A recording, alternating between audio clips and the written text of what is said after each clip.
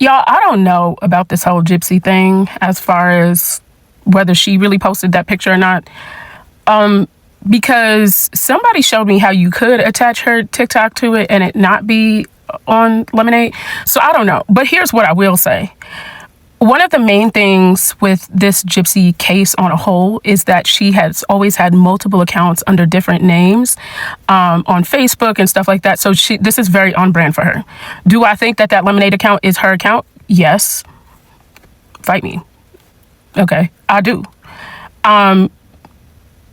Do I think she posted that? Yes, because she trolls the internet. Y'all have seen it. Okay. I think it's on brand for who she is. I do. Period. I really truly think it's on brand for her. She's manipulative. She's a liar. She's a thief. And if you're a liar and a thief, you could do anything else. Oh, and you're a murderer. Right? So I do think that this is really on brand for her. So whether you believe she posted that picture or not, it's up to you, but I'm telling you, I personally think she still did it. I think it's very on brand for who she is as a person. Anyway, I saw one of the videos or a couple of the videos that I had posted last year this time, and I thought it was very interesting because I think this is something really important to speak about currently. A lot of people keep saying like they think it was just Gypsy and Nick that was there, and they think it was only Nick that did the crime. Some people say that they think someone else did the crime. Some people say they feel like Gypsy did it. I personally feel like Gypsy did it along with someone else. Just my personal opinion. And the reason why I say that is because this was a stabbing of 17 stabs. That is a crime of passion. I said that last year, and you guys will see that in a sec, and I'm saying it again this year. A crime of passion is a very personal crime, and generally that is somebody that you know, and that's what makes me think Gypsy had more to do with this than not. Y'all let me know what you guys think in the comments. That's just my own personal opinion. But let's spin a block, right? Y'all remember last year, Gypsy blocked me for the first time. Well, can't bring me down. I'm on a high right now. I'm living my best life, and y'all can't take that from me. Yes, I believe this is what really happened, because this was a crime of passion. 17 times. This is a very angry person. Nicholas had no reason to be mad at Dee Dee like that. That's why I think this whole situation is wrong, because I think Nick was set up like on another level. I think to a capacity that we don't even realize. That's why we really need to get him this appeal. You guys still go to the link in my bio and sign the appeal. We need to get this man's appeal because he needs to come out and speak. Yes, he had an appeal date for yesterday, but I know some appeals, they're not actually present for. Judges just look over them and then they either grant it or they don't. And sometimes it takes a while to know if they grant it or not. So we might not hear something right away, but still sign the petition and let's get this man some justice, because I believe that this is a strong, strong possibility. Okay, now that I was blocked and my last video was taken down for a violation, we know that I have clearly struck a nerve and I'm obviously onto something. I need you guys to go to the link in my bio and sign for Nicholas Godejohn to get an appeal, because he definitely needs to have his day in court. I'm telling you, there's so much going on, and there's also things going on behind the scenes that we're not privy to. And Nicholas Godejohn needs to come out and speak. And we need to really push for this. I did see on Missouri's website, his appeal is set for today. It actually wasn't yesterday. I thought that it was going to be live. I tried to look. I didn't see that. But anyway, we're going to be waiting on an answer. But for now, sign the appeal and let's see what happens, right? We really want him to be able to speak and tell his truth, because his civil rights were violated. And we really want to make sure that he gets the right representation, because obviously the ball was dropped at some point and we need to make sure that he gets what he needs. And, he has his fair day, because this is wild. I hope you guys have a great day. Bye bye for now. Have you all seen this? I think that this is actually pretty interesting. She's basically saying she took down um, a public figure because basically her page has not reflected her advocacy. Does that mean that she's not going to advocate? Does that mean that maybe at a later date, uh, she says, I'm just Gypsy? So I don't know if, like, originally she came out and she was kind of like, this is me, I'm doing my thing, blah, blah, blah, blah. And I'm this celebrity. And then now she's kind of saying, I'm not a celebrity, I just want to be Gypsy. Like, what, I wonder what is the thought process. And maybe she might have better PR people right now. That is likely another great thing, because I think that she does need someone that's truly in PR that really knows how for her to maintain a good image. Although I think it's going to be kind of hard because of the way things have played out.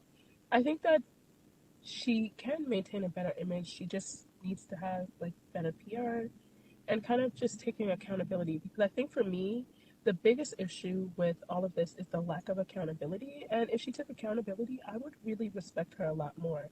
And that's where I think a lot of people are going wrong. They think I totally dislike her. No, I feel like if she took accountability, I would respect her a lot more, because it's like, okay, look, I'm not perfect. This is where I went wrong, and I could have done things differently, but I feel like she's kind of trying to say that, but her actions aren't showing that. And your actions really have to align with what you're saying. Um, but let's see. I think where people are missing the mark is that at the time of Gypsy Rose's mom's unaliving, she was not in imminent danger. And imminent danger means that she was in danger at that moment, right? Her mom was face down, sleeping on her stomach, and she was safe at the moment, right? Now, allegedly, she only ran away one time and her mom went and got her. But she never said there was other routes that she went to get help.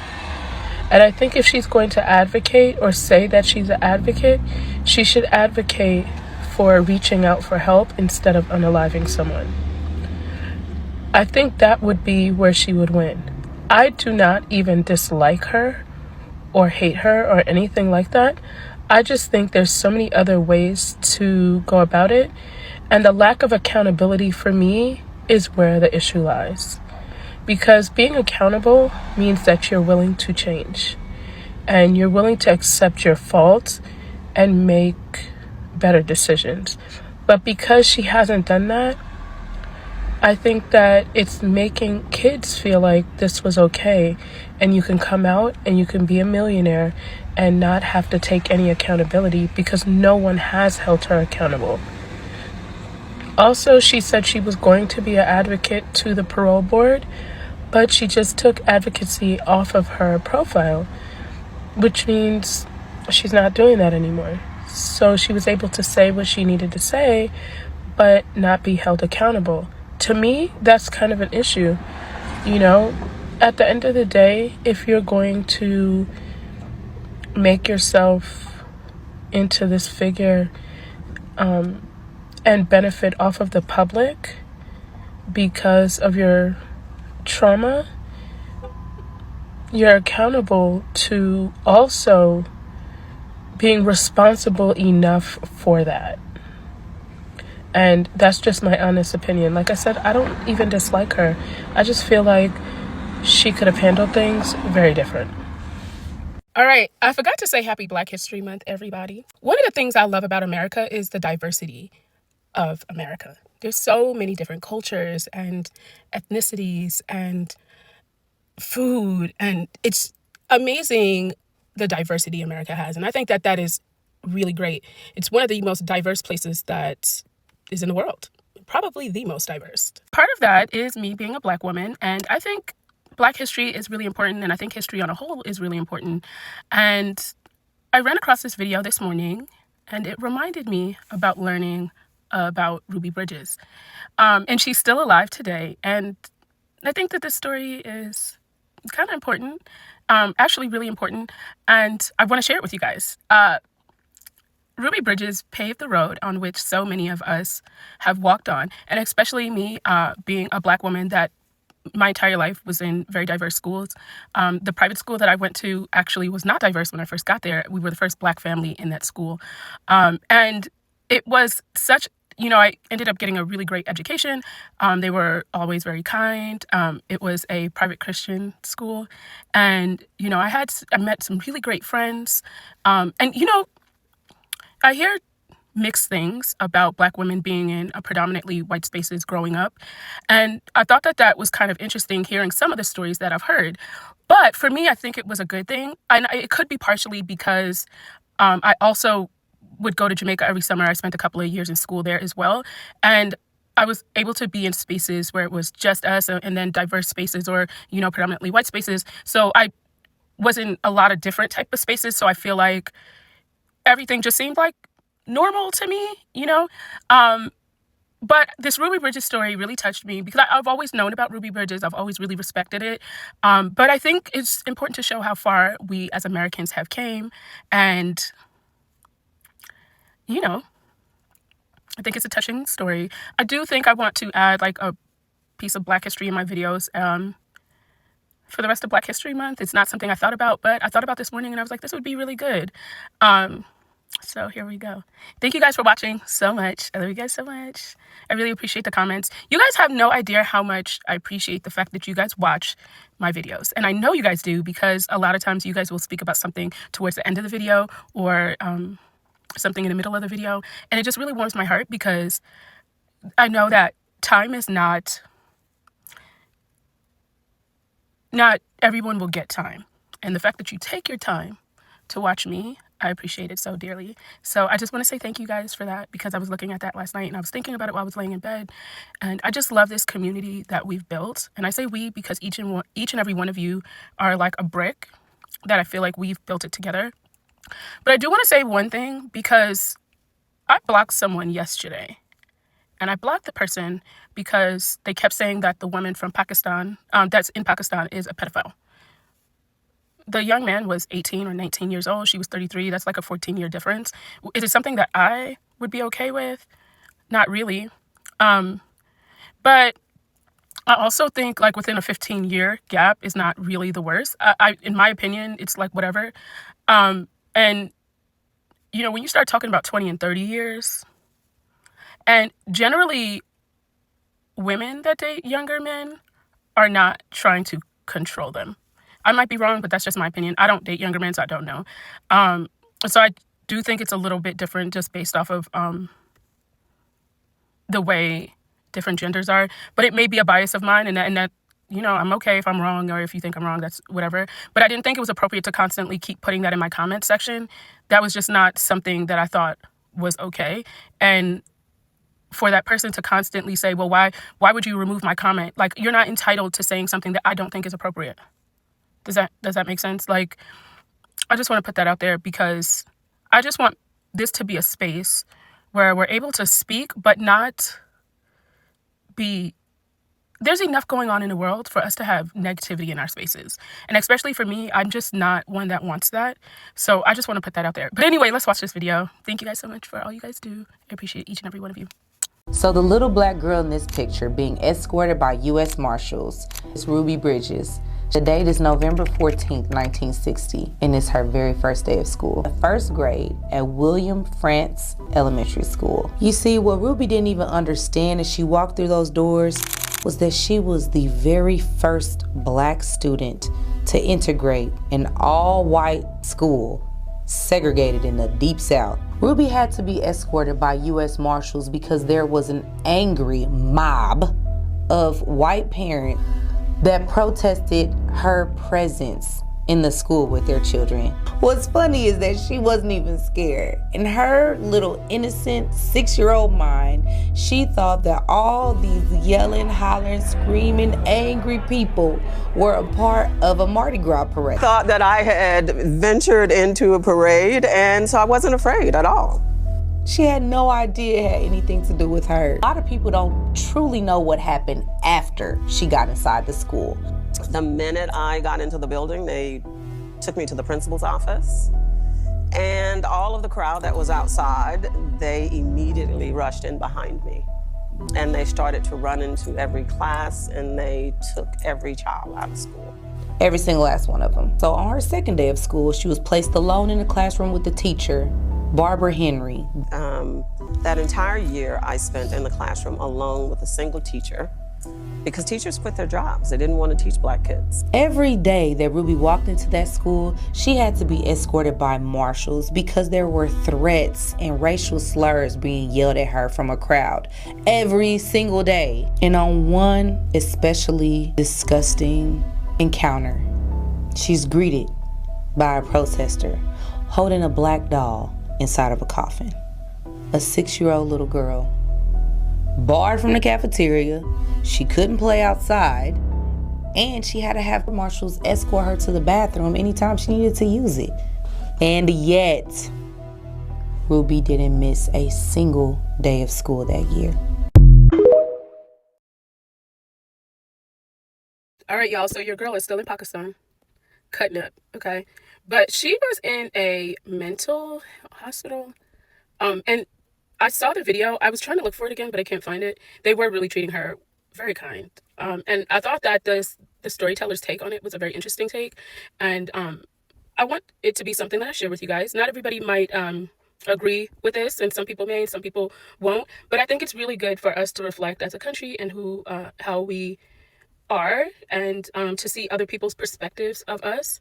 And I just want to share this with you guys. So let me know if how you guys feel. Like, write in the comments. And how is everybody doing today?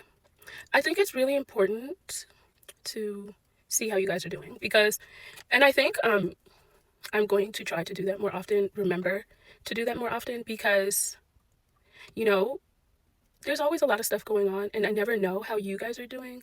And I try when I come on or make my videos to be as positive as possible, because I want this to be a space that makes you all happy, or like a space that makes you smile, and, you know, bring some light. And, like, you know, you may not be having the best of day, but I kind of want my page to be that page that will make your day just a little bit better. Also, you know, I have briefly spoken about politics on like 1 or 2 of my videos, but it's not, I don't want my page to be about politics, just because I feel like there's enough pages like that. And I just want this to be a place that everyone can come in, sit down, enjoy.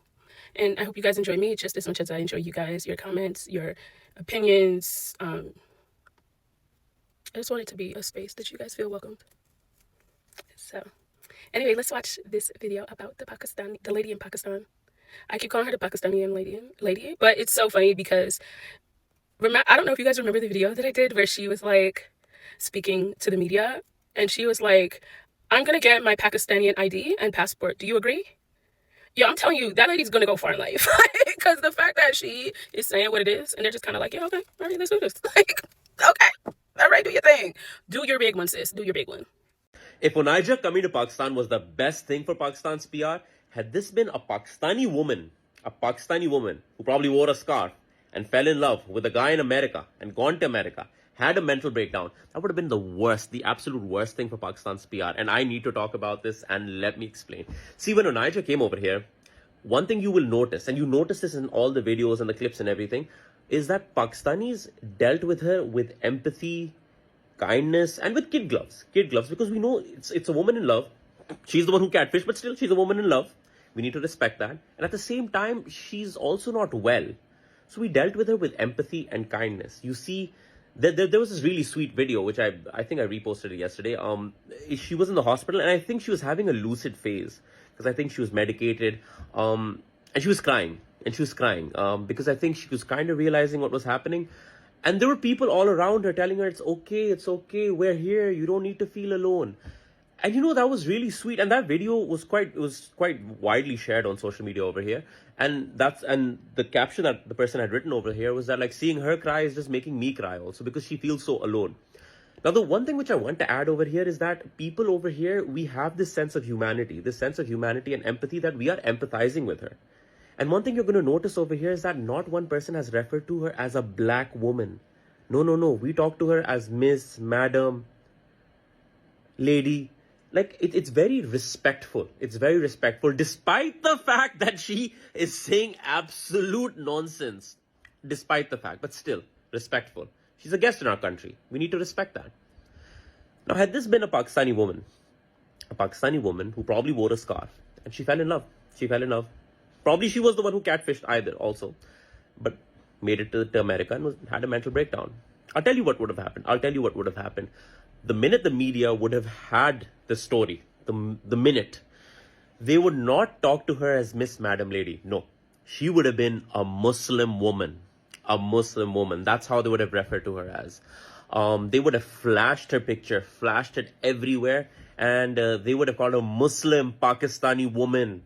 Muslim Pakistani woman came over here, and they probably would have had her visa, documents, and everything. They would have tried to find a way to say that she came in illegally first, because that's the story, that's the angle. She could have come in legally on a visa, but no, the media would have tried to first play around with that. Then, like, if that would have kind of not worked with, next thing they would have tried is to come for her identity. The Muslim woman, her headscarf. They would have picked on the headscarf. And God forbid the French would have gotten this story, then the headscarf would have been the only issue. But you know, the reality is just a woman in love.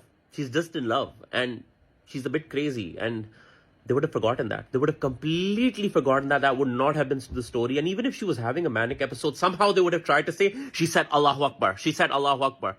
And they would have tried to bring a terrorist angle. She did not say any of that. She probably never said any of that. But they would have tried to bring that in. Because that's what sells. That's what will sell the story. Pakistani woman, Muslim woman in New York. She came for love. But she said Allahu Akbar. My God, the headlines. Clarissa Ward would have had that story. Christian Amanpour would have wanted to do that story. The top journalist, the top white female journalist would have been fighting to get that story. But at the same time, they would have forgotten. They would have forgotten what it's all about. They would have forgotten that this is just a story about a woman who fell in love with someone online. She was catfishing him, but it's just love. It's just love, and it's just crazy love. A bit crazy love. They would have forgotten that. And the public opinion would have wanted blood. They would have loved this. They're like, yeah, that Muslim woman, oh my God, she's a threat to national security. All of this stuff would have happened. They would have had mics in people's faces. What do you think about this woman? What do you think about her? And they'd be like, yeah, send her back home. Oh no, send her to jail. And what are people saying over here? Like the public, they're like, no man, like I hope we take care of her safely. I hope we get her back home safely. If she doesn't want to go, we can't force her. She's a guest at the end of the day. If she wants to stay, she'll stay. We'll braid her hair. We'll make her eyebrows. We'll get her food. If she wants 1 kilo of fish, we'll get her 1 kilo of fish. Over there, would that have happened? We all know that would not have happened. And that is the conversation that I want to have over here.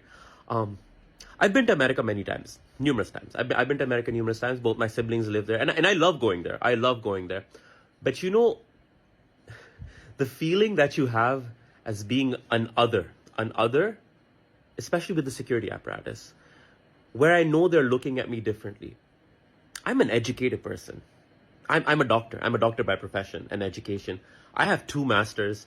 I run a very successful page. I'm a very respected member of society over here. But how the security apparatus will talk to me, how they will look at me. You know, the first time I went to America, the first time I went, it was, I think, under the Obama years. And this was my first impression of the country. I was sent for secondary security screening. And I sat in there for 8 hours. 8 hours. Because somehow they needed some security clearance. Without that, I could not go outside.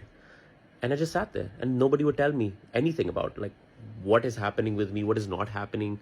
Why am I here? My sister was outside. She'd gone through immigration. They would not even let me tell her that at least, okay, I'm okay. I'll come out in a bit, Marine, but I'm okay. I think they just need to verify some stuff. And in that room, they have people who are just convicts coming in. And it was the early Obama years, so everyone over there was just Muslim or kind of just looked like me. And it was quite traumatic, to be honest.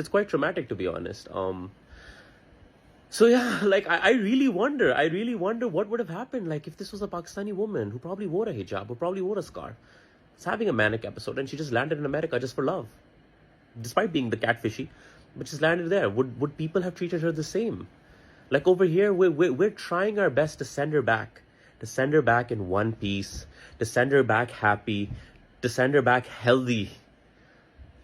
In America, would she have been given medical care?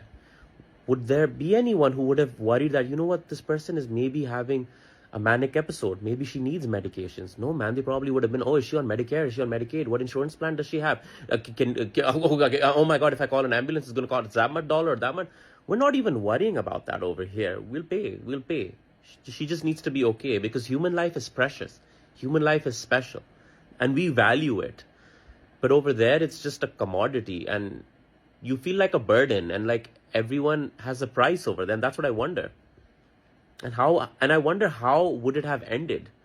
Like over here, like we are trying to send her back healthy.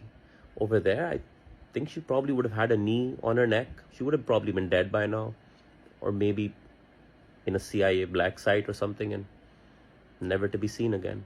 I'm sorry if this is morbid, but I really wanted to take the opportunity to talk about this and show the dichotomy of the situation. How things would have played out if it was the other way.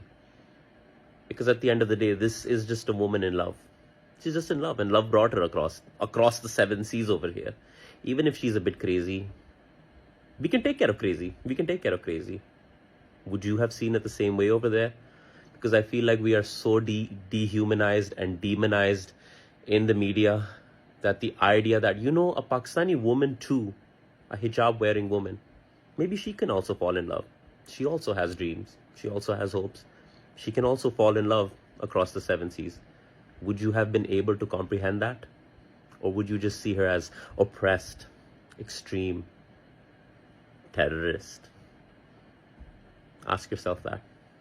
Y'all also know that I love my little teacher that is the Stub. I think it's so funny to see his videos and what he has to say. And I know that some of this brightens up y'all's day. So, you know, kids are just so funny. My daughter is sick, so she'll be home for today and tomorrow. Her doctor actually said that she wanted her to be out of school for 3 days. She has a sinus infection. Just so she can like recoup, and they said by tomorrow afternoon she could go back to cheer because she has a competition this weekend.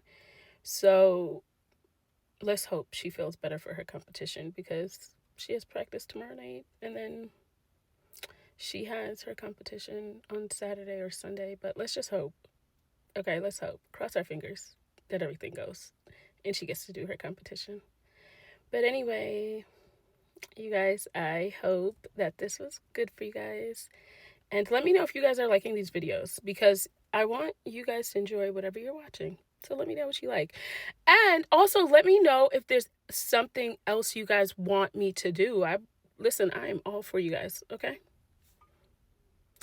Oh, I'm going to do one more clip at the end. When I tell y'all I'm out here subbing at this elementary school and I done heard some of the most outrageous slander I've ever heard in my life. These kids is mean. I heard one kid tell another kid, that's why your mama a stripper and she be bouncing up and down on the pole. What? I went up to the kid. I said, is his mama really a stripper? And he said, yeah. I said, oh, wow. At least you're not a liar, I guess. I heard one girl tell another girl, that's why your mama had you when she was 15. Matter of fact, a kid came up to me and asked me and said, you look like an adult. I said, I am an adult. And they said, yeah, you match it. I said, what? She said, yeah, you look like it. I said, thanks. She said, that's not a compliment. Mind you, I'm the sub, so I got all the grades. I got the graded papers. I had to say, I know a girl who just got a 20 on this spelling assignment ain't talking. How you got the most to say and you can't even spell what you saying? I said, girl, sit down before I have a class spelling bee. Drake, come to the front. Come to the front. Let me talk to you real quick. I don't know if you know how to fight or not. Okay? But the fact that Kendrick Lamar won 5 Grammys off of one diss song about you, I'm going to need you to learn at least the 1-2. Or you got to do a clap back.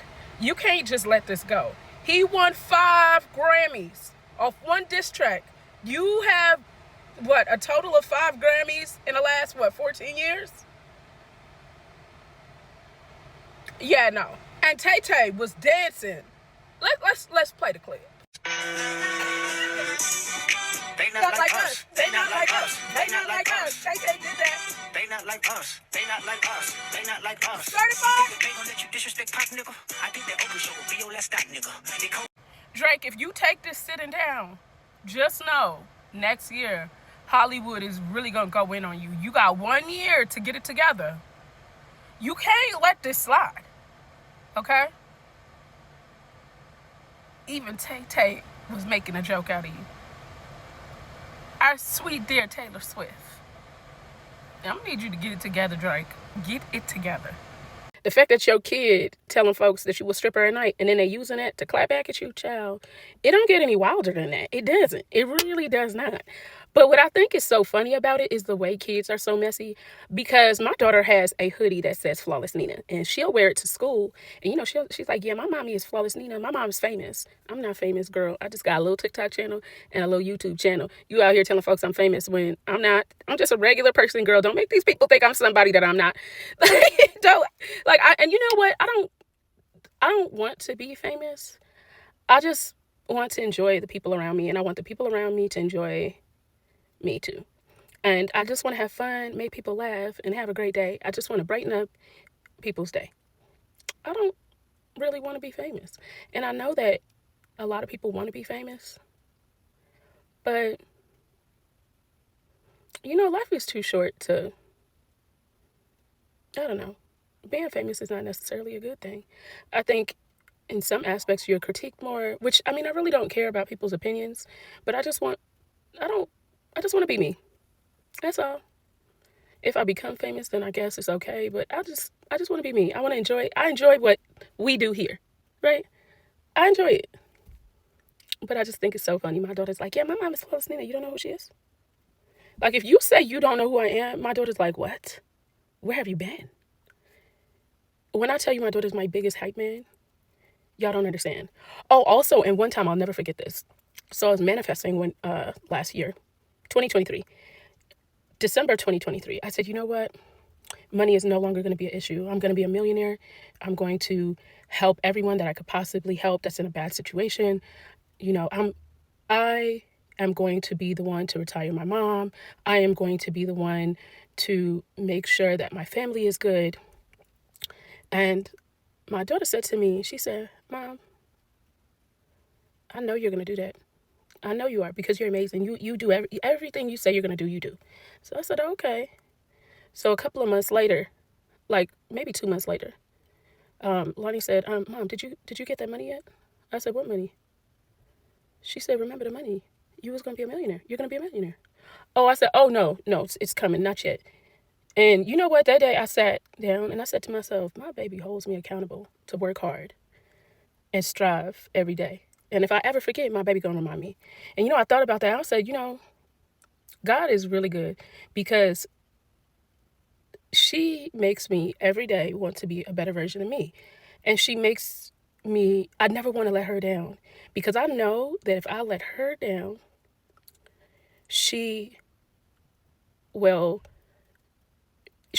I just want her to know she could be anything she wants to be. I think that's one of the biggest lessons you like to instill in my kids, is the sky is the limit. So I just thought that was really funny that she was like, so Mommy, did you get the money yet? The fact that she said that to me really took me out. I laughed so hard because I was like, dang, my baby's so serious. Y'all thought my nail was dirty. I was like, wait, I brushed underneath my nails, but they're not. Anyway, I hope you guys have a great day. Thanks for watching. I'm going to do another video, and I actually am definitely going to do a live today. But anyway, bye-bye for now.